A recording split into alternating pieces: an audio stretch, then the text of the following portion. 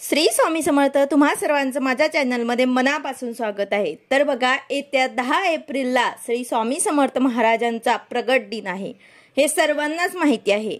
आपल्यासाठी हा दिवस खूप महत्त्वाचा आहे।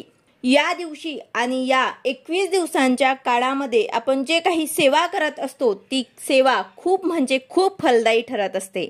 मग तुम्ही 21 दिवसांची सेवा करत असाल किंवा 11 दिवसांची देखील तुम्ही सेवा करत असाल, रोज स्वामी चरित्र सारामृत पठन करत असाल किंवा मग तारक मंत्र म्हणत असाल किंवा मग श्री स्वामी समर्थ या मंत्राची माळ जप करत असाल, प्रत्येक जण काही ना काही सेवा ही करतच आहे। तर आपल्याला 10 एप्रिलला म्हणजे स्वामी महाराजांच्या प्रगट दिनाच्या दिवशी एक सेवा करायची आहे की ज्यामुळे आपली जी काही इच्छा आहे, अगदी कठीणातील कठीण इच्छा सुद्धा आपली पूर्ण होईल।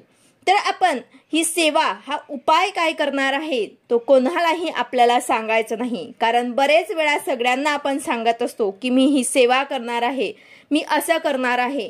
तर तुम्हाला कोणालाही न सांगता हा उपाय करायचा आहे। तर तो उपाय काय आहे, ती सेवा काय आहे, याबद्दलची संपूर्ण माहिती मी तुम्हाला आजच्या व्हिडिओमध्ये सांगणार आहे। व्हिडिओ पूर्ण बघा जेणेकरून तुम्हाला संपूर्ण माहिती मिळेल। जर तुम्ही चॅनलवर नवीन असाल तर चॅनलला सबस्क्राइब करायला मात्र विसरू नका आणि व्हिडिओला लाईक करायला मात्र विसरू नका। तर बघा, आपल्याला हा उपाय श्री स्वामी समर्थ महाराजांच्या मंदिरामध्ये किंवा दत्त महाराजांच्या मंदिरामध्ये केंद्रामध्ये जाऊन आपल्याला हा उपाय करायचा आहे। आपल्याला स्वामी महाराजांच्या प्रगट दिनाच्या दिवशीच हा उपाय करायचा आहे। त्या अगोदरही आपल्याला नाही करायचा आणि त्यानंतरही आपल्याला करायचं नाही। भरपूर जणांनी हा उपाय दत्त जयंतीच्या दिवशी केला असेल आणि त्यांना त्याचा अनुभव देखील आलेला असेल। त्यामुळे तुम्ही देखील प्रगट दिनाच्या दिवशी हा उपाय करायचा आहे। तर यासाठी आपल्याला 3 फुलं घ्यायची आहे। आता 3 फुलं कुठली, तर तुम्ही 3 गुलाबाची लाल फुलं घेऊ शकतात किंवा मग 3 झेंडूची फुलं घेऊ शकतात किंवा मग 3 शेवंतीची घ्या किंवा मग 3 चाफ्याची फुलं घ्या। लाल किंवा पिवळ्याच रंगाचे तुम्हाला फुलं घ्यायचे आहे। तुम्ही कुठलेही फुलं घेऊ शकतात, फक्त लाल किंवा पिवळ्या रंगाचे घ्यायचे आहे। आता ही फुलं घेऊन आपल्याला मंदिरात जायचं आहे। मग मंदिरात जाताना त्यासोबत आपल्याला एक नारळ आणि खडी साखर सुद्धा घेऊन जायचं आहे, कारण या दिवशी स्वामी महाराजांचा प्रगट दिन आहे। तर आपण या दिवशी नारळ आणि खडी साखर सुद्धा आपल्याला मंदिरात घेऊन जायचे आहे। यानंतर स्वामी महाराजांना मुजरा करून हे फुलं जे आहे ते आपल्याला स्वामी महाराजांच्या चरणी अर्पण करण्या अगोदर आपल्या कुठल्याही 3 इच्छा मागायच्या आहे।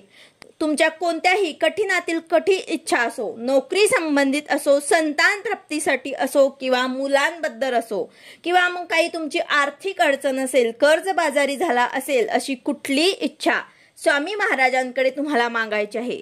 यानंतर हे फुलं तुम्हाला स्वामी महाराजांकडे ठेवून द्यायचे आहे।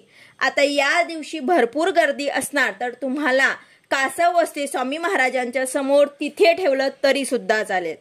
तर अशा प्रकारे हे तुम्हाला स्वामी महाराजांकडे इच्छा बोलायची आहे आणि तुम्हाला एक नवस करायचा आहे।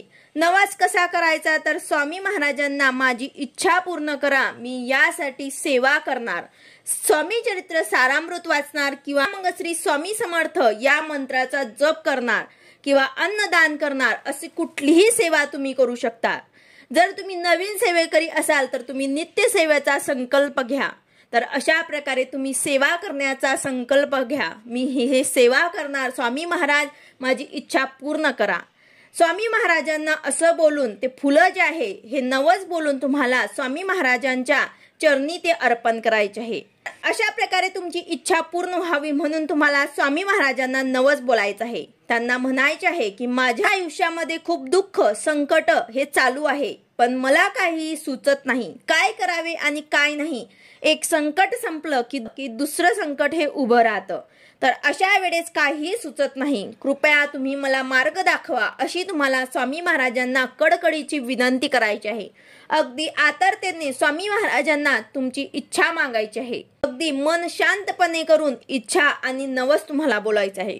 यानंतर जे फुलं आपण स्वामी महाराजांकडे ठेवले होते त्यामधून तुम्हाला एक फूल उचलून स्वामी महाराजांना म्हणायचे आहे की तुम्ही माझ्या घरी चला। यानंतर घरी आल्यावर एक नवीन पिवळं वस्त्र घ्यायचं आहे, त्यामध्ये हे फूल तुम्हाला ठेवून यानंतर 11 माळी श्री स्वामी समर्थ या मंत्राचा जप करायचा आहे किंवा मग 1 माळ श्री स्वामी समर्थ या मंत्राचा जप केला तरी सुद्धा चालेल, पण तुम्हाला कमीत कमी 108 वेळा श्री स्वामी समर्थ या मंत्राचा जप आवर्जून करायचा आहे, की ज्यामुळे आपल्याला स्वामी महाराजांचा आशीर्वाद मिळेल। आता हे एका पिवळ्या कपड्यात तुम्ही जे काही लाल किंवा पिवळं फूल घेतलं असेल ते तुम्हाला बांधून देवघरामध्ये साईडला ठेवले तरी सुद्धा चालेल, किंवा मग स्वामी महाराजांचा फोटो किंवा मूर्ती असेल तुमच्या घरात तर त्याजवळ ठेवलं तरी सुद्धा चालेल।